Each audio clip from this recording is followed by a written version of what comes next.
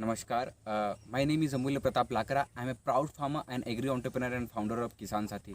First of all thank you so much for your initiative sir. आप एक लोगों को प्लेटफॉर्म दे रहे हैं जहाँ पे लोग अपना नॉलेज और एक्सपीरियंस शेयर कर सकते हैं. इससे काफ़ी लोगों को नया कुछ सीखने का और नया कुछ जानने का मौका मिलेगा. सर मैं भी एग्रीकल्चर नेचुरल फार्मिंग के ऊपर काम करता हूँ और कोशिश कर रहा हूँ कि कैसे मैं एग्रीकल्चर सेक्टर में कुछ रिफॉर्म ला पाऊँ. अगर आप देखेंगे तो इंडिया में अभी भी 60 से 70% लोग एग्रीकल्चर पे डायरेक्टली और इनडायरेक्टली डिपेंडेंट है. लेकिन दुख की बात यह है कि अभी भी यही सेक्टर सबसे पिछड़ा हुआ है और सबसे प्रताड़ित है. अभी भी अगर डाटा देखेंगे तो हर रोज़ सर 10 से ज़्यादा फार्मर एक दिन में सुसाइड करते हैं और फार्मर्स का इनपुट कॉस्ट धीरे धीरे बढ़ते जा रहा है और प्रॉफिट जो है वो धीरे धीरे घटते ही जा रहा है. एग्रीकल्चर एक टाइम में सर इंडियन जीडीपी का 50% अकेले कंट्रीब्यूट करता था, लेकिन अभी सर 15% से भी कम ये जीडीपी पे कंट्रीब्यूट कर रहा है. और सर आई थिंक अभी जो प्रॉब्लम चल रहा है वो तो एक हद तक के लिए मैनेजेबल है, लेकिन आगे वाले हमारे फ्यूचर जनरेशन के लिए जो प्रॉब्लम होने वाला है वो काफ़ी डरावना है. क्योंकि right now nobody wants to be a farmer and nobody wants their children to be a farmer. और आई थिंक आज जो हालात है एग्रीकल्चर और फार्मर का, उसके लिए काफ़ी हद तक केमिकल फार्मिंग रिस्पॉन्सिबल है. क्योंकि अगर कोई केमिकल फार्मिंग करता है तो उसका इनपुट कॉस्ट बढ़ता है. कैसे?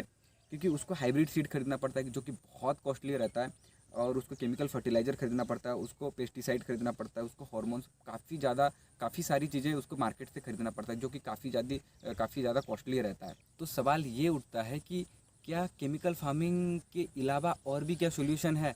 तो सर हाँ है, और वो है नेचुरल फार्मिंग, जिससे फार्मर का इनपुट कॉस्ट ऑलमोस्ट 90% कम हो जाता है as compare to chemical farming. और इससे सॉइल की क्वालिटी भी बढ़ती है और सॉइल का वाटर लॉगिंग कैपेसिटी भी बढ़ता है और ग्राउंड वाटर रिचार्ज भी बहुत जल्दी हो जाता है. और भी बहुत सारी फ़ायदे हैं नेचुरल फार्मिंग के. और सर एक देसी गाय के गोबर से एक फार्मर आराम से 5 से 10 एकड़ की खेती आराम से कर सकता है.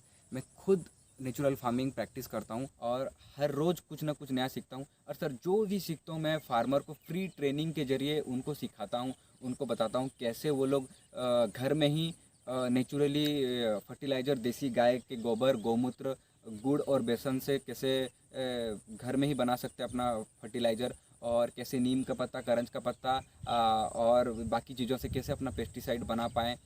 Right now I have like 24 active farmers, और मैं प्राउडली बोल सकता हूँ सर कि मैं उनका इनपुट कॉस्ट ऑलमोस्ट 90% कमा चुका हूँ. और उनका जो नेट प्रॉफिट है वो 50% से भी ज़्यादा मैं उनका बढ़ा चुका हूँ ऑलरेडी. मैं सबका फीडबैक तो दे नहीं सकता, लेकिन मैं 2 फार्मर का मैं आपको फीडबैक देना चाहूँगा कैसा रहा उनका एक्सपीरियंस इस नेचुरल फार्मिंग में आके. नमस्कार, मैं बलदेव मिंज. मेरा 2 एकड़ ज़मीन है. 2 एकड़ ज़मीन में धान की खेती करता था. केमिकल में जो खेती करते हैं तो कम से कम 8 से 10 हज़ार रुपये खर्च हो जाता है. जब से मैं अमूल्य भाई से मिलकर नेचुरल फार्मिंग कर रहे हैं 2 साल से, तो पैदावार अच्छा हो रहा है और खर्च ना के बराबर, जैसा कि 1000 से कम खर्च हो रहा है.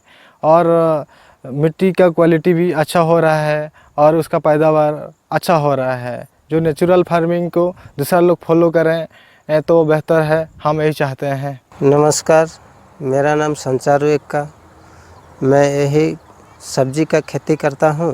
रासायनिक खेती में मेरा हर साल 25 से 30 हज़ार रुपया इन्वेस्ट करना पड़ता था. अब अमूल्य भाई का साथ में मुलाकात होने का बाद अब नेचुरल फार्मिंग से कर रहे हैं और गौ गोबर मूत्र से जो बनता है जीवामृत से, उसी से चाष कर रहे हैं. अब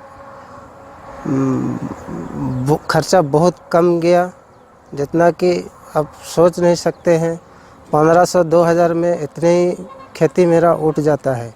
मैं आपको, हमारे कस्टमर है जो कि एक स्कूल की टीचर हैं, वो हमसे वेजिटेबल्स लेती हैं. मैं चाहूँगा कि उनका भी फीडबैक आप देख लें. मैं सुनीता सोरोनिया गवर्नमेंट हाई स्कूल बिरंगाटुली की हेड मिस्ट्रेस हूँ. मैं बिरंगाटुली गांव में रहती हूँ. मैं एक चासी भाई संचारू एक का तेलंगाना के चासी हैं जो नेचुरल फार्मिंग में अपना चाष कम करते हैं। मैं अपने खुद ही जाके वहाँ से सब्जी वगैरह लाती थी, विशेष करके टमाटर, ब्रिंजल, बरबटी और बंधा गोभी, मिर्ची, करेला। मैं खा के बहुत ही खुशी और सुस्त महसूस करती थी अपने आप को। मैं चाहूँगी कि हर एक फार्मर यही नेचुरल फार्मिंग से अपना चाष कम करें, अपने परिवार को, अपने आप को और परिवेश को सुस्त रखें। धन्यवाद। हम प्रैक्टिकली खुद नेचुरल फार्मिंग कर रहे हैं और उसका फ़ायदा उठा रहे हैं। मैं चाहता हूं कि हर एक फार्मर इस नेचुरल फार्मिंग को अडॉप्ट करके इसका लाभ उठाए।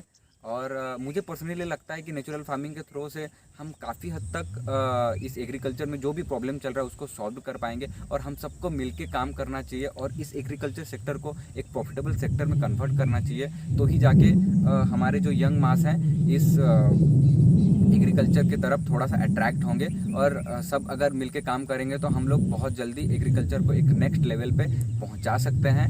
अगर आपके प्लेटफॉर्म के थ्रू से अगर मैं और कुछ फार्मर्स का मदद कर पाऊँ तो मैं खुद को भाग्यशाली महसूस करूँगा। Thank you sir. जय हिंद, जय जवान, जय किसान। Thank you sir.